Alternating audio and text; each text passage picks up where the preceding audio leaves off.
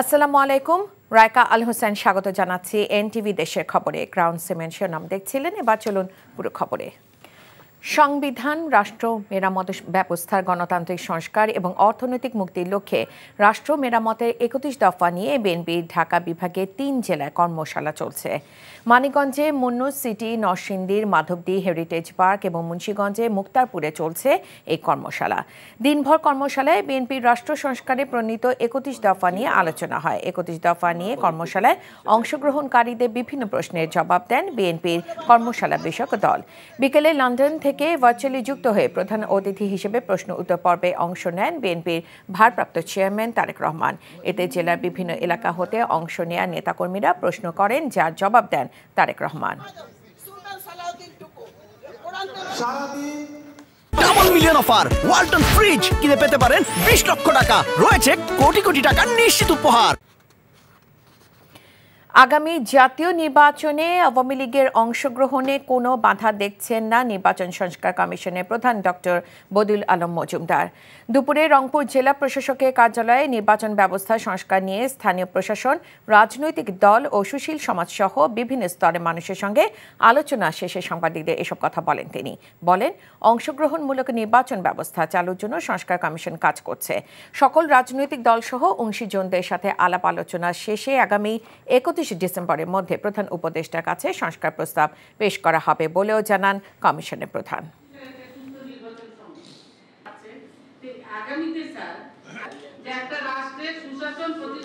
আওয়ামী লীগের এই যে কোন রকম বাধা তো তাদের জন্য সৃষ্টি করা হয়েছে বলে আমি তো দেখছি না। নির্বাচনের জন্য তারা প্রস্তুত হয়ে নির্বাচন অংশগ্রহণ করতে পারবে এবং কোন রকম বাধা বিপত্তি তাদেরকে দেওয়া হবে না, বাধার জন্য বাধা সৃষ্টি করা হবে না।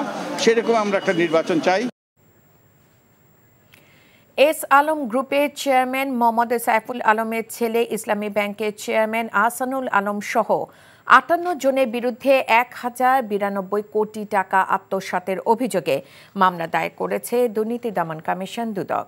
দুদকে উপপরিচালক বাদী হয়ে মামলাটি দায়ের করেন। ইসলামী ব্যাংকের শুধু চট্টগ্রামের চাক্তাই শাখা থেকে ১,০৯২ কোটি টাকা আত্মসাৎ হয়েছে। ব্যাংক এমডির আত্মীয় এবং ব্যাংকের কর্মচারী মেসার্স মুরাদ এন্টারপ্রাইজের স্বত্বাধিকারী গোলাম সরওয়ার চৌধুরীর মাধ্যমে ৩ বছরে এই টাকা আত্মসাৎ করে তারা। ইসলামী ব্যাংকের ইসি কমিটির চেয়ারম্যান ডক্টর সেলিম উদ্দিন, তৎকালীন এমডি ও পরিচালক সহ ৩৪ কর্মকর্তার পাশাপাশি ঋণ গ্রহীতা প্রতিষ্ঠানের মালিক মিলিয়ে মোট ৫৮ জনের বিরুদ্ধে মামলা করা হয়েছে। যথাযথ আইনি প্রক্রিয়া অনুসরণ করে মামলার তদন্ত কাজ চলবে বলে জানান দুদক কর্মকর্তা। জনাব মোহাম্মদ ইয়াসির আরাফাত উপপরিচালক, উনি আজকে বাদী হয়ে আমাদের চট্টগ্রামের এই কার্যালয়ে মামলাটা রুজু করেছেন এবং আমরা মামলাটা আজকে রেকর্ড করেছি। পরবর্তী কার্যক্রম গ্রহণ করার জন্য আমরা প্রধান কার্যালয়ে প্রেরণ করেছি এবং এটা আদালতেও এটা গিয়েছে। ইজতেমা মাঠকে কেন্দ্র করে উদ্ভূত পরিস্থিতি নিয়ন্ত্রণে কড়া নিরাপত্তা ব্যবস্থা নিয়েছে ঢাকা মহানগর পুলিশ। ভিডিও ফুটেজে দেখে অপরাধীদের শনাক্তের চেষ্টা চলছে বলে জানিয়েছেন ডিএমপির মুখপাত্র মোহাম্মদ তালেবুর রহমান। দুপুরে ডিএমপি কার্যালয়ে সাংবাদিকদের কাছে তিনি একথা বলেন। ইজতেমা ময়দানে দুই গ্রুপের সহিংসতা ও প্রাণহানির পর আজও ইজতেমা ময়দানকে ঘিরে নিরাপত্তা বলয় তৈরি করে রেখেছে আইনশৃঙ্খলা রক্ষাকারী বাহিনী।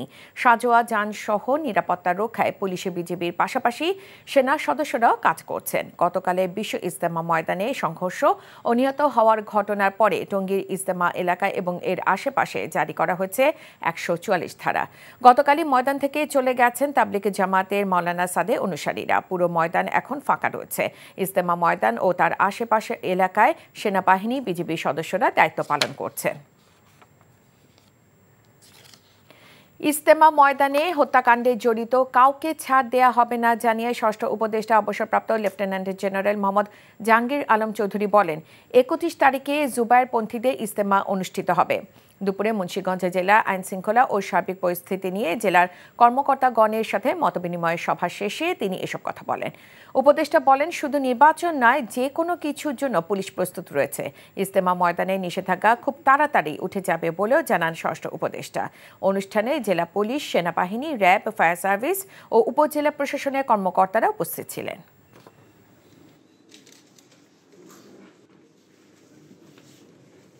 নিষেধাজ্ঞা খুব তাড়াতাড়ি কেটে যাবে। আপনি জানেন এখন পরিস্থিতি মোটামুটি নর্মাল হয়ে গেছে, কিন্তু তাদের ৩১/১/২ মানে বিশ্ব ইজতেমার যে ডেট আছে, আমি আশা করবো যে ওই ডেটে হয়ে যাবে, আল্লাহ দিলে কোনো অসুবিধা হবে না। যারা অপরাধ করছে তারা অপরাধীরা শাস্তির আওতায় আসতেই হবে।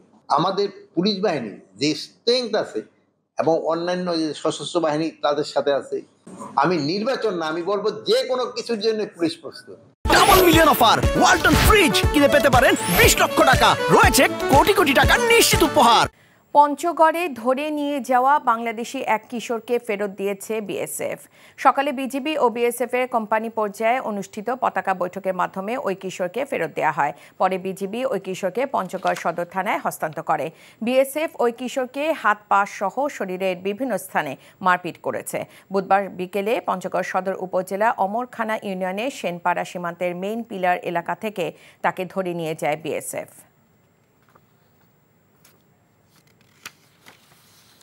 কর্মশালায় অনলাইনে যুক্ত হয়ে বক্তব্য রাখছেন বিএনপির ভারপ্রাপ্ত চেয়ারম্যান তারেক রহমান। সরাসরি যাচ্ছি তার বক্তব্যে।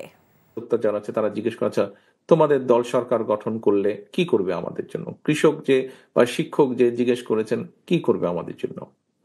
অর্থাৎ আমাদের পুরা চিন্তা ভাবনা উঠা বসা সবকিছু এই দেশের মানুষকে ঘিরে, এই দেশকে ঘিরে। আমাদের যারা চিকিৎসক, এখানে একজন চিকিৎসক, নারী চিকিৎসক জিজ্ঞেস করেছেন দেশের মানুষের স্বাস্থ্যের ব্যাপারে, অর্থাৎ দেশের মানুষের স্বাস্থ্য নিয়ে আমরা চিন্তিত।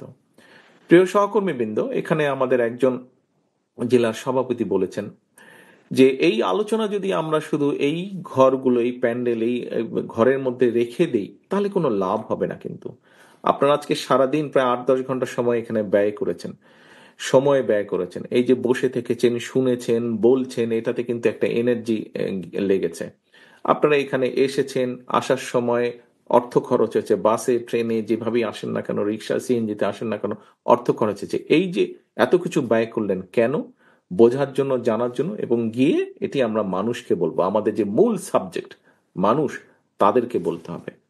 প্রিয় সহকর্মীবৃন্দ, আমার মনে হয় একটি কথা বোধহয় আমরা এখানে বোধহয় আলোচনা করাটা ভালো। অনেকেই হয়তো বলতে পারেন যে আমরা এত কিছু বলছি, অনেক কিছু সুন্দর সুন্দর কথা বলছি, এগুলা কি শুধু আমরা রাজনীতির জন্যই বলছি নাকি? এগুলা কি আমরা বলার জন্যই বলছি কিনা?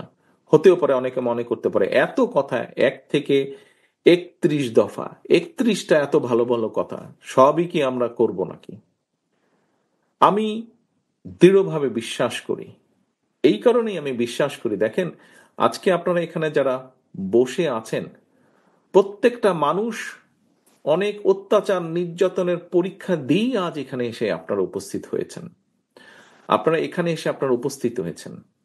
আপনারা বিভিন্নভাবে মানুষকে প্রতিনিধিত্ব করেই কিন্তু আজ এখানে উপস্থিত হয়েছেন। এই যে আপনি আসার পরে যে আপনাকে একটা কার্ড দেওয়া হয়েছে, যেটি আপনার গলায় ঝুলছে, এখানে আপনার নাম এবং নামের পাশে একটি পদ লেখা আছে। এই পদে আসতে কিন্তু আপনার অনেক সময় লেগেছে, এই পদে আসতে আপনাকে কষ্ট করতে হয়েছে, আপনাকে বিভিন্ন পরীক্ষা দিতে হয়েছে।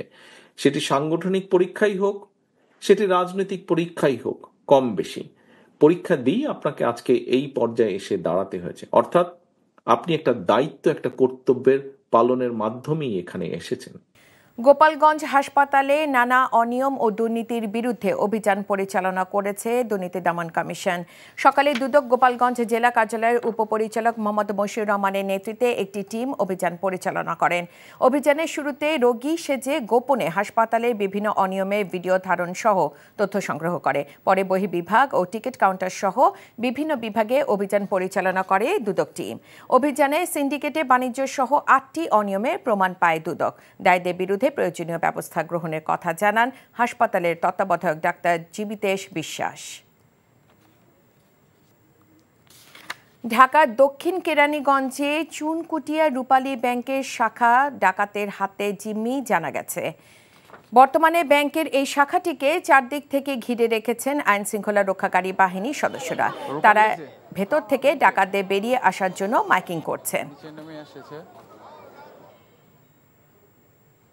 ঘটনাস্থলে আছেন আমাদের সিনিয়র করেসপন্ডেন্ট মইদুল ইসলাম। মইদুল, ডাকাতরা কি এখনো ব্যাংকের ভেতরে আছে? আইন শৃঙ্খলা বাহিনীর সদস্যরা কি বলছে?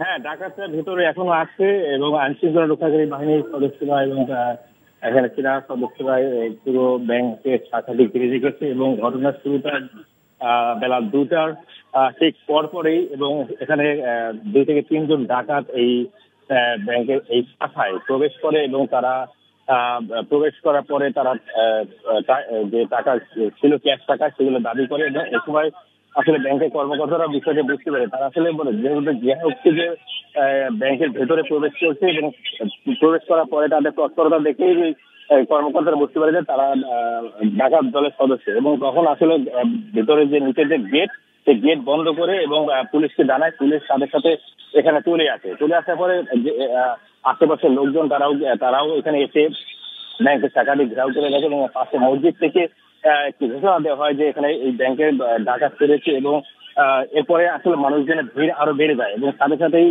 র্যাবের সদস্যরা, পুলিশের সদস্য এবং এরপরে সেনাবাহিনীর সদস্যরা এসে এখানে ঘিরে রেখেছে। এবং ভেতরে এখনো ডাকাত দলের সদস্যরা আছে, এবং তারা আসলে বলছে যে 15 লাখ টাকা দিলে এবং তাদেরকে নিরাপদে এখানে প্রস্থানের ব্যবস্থা করে দিলে তারা মূলত এখান থেকে ভেতরে যে 7 থেকে 8 জন কর্মকর্তা আছে ব্যাংকের, তাদেরকে ছেড়ে দেবে। এবং ছেড়ে দেওয়ার পরে তারা মূলত এখানে বের হয়ে যাওয়ার সেই শর্ত দিয়েছে। তো সেই শর্ত এখনো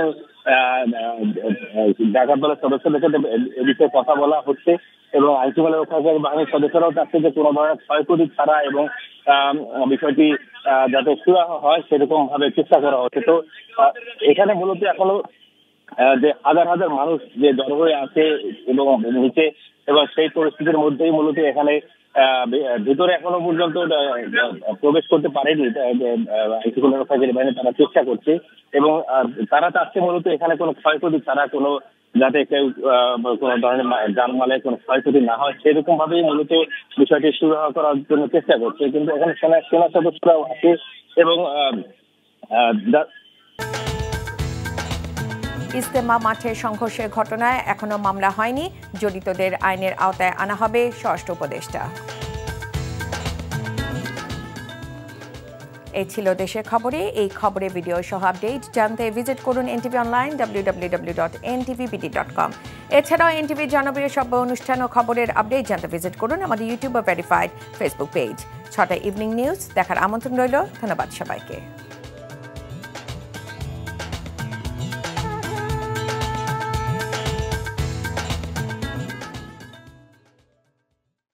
মিলিয়ন অফার ওয়ালটন ফ্রিজ কিনে পেতে পারেন 20 লক্ষ টাকা, রয়েছে কোটি কোটি টাকার নিশ্চিত উপহার।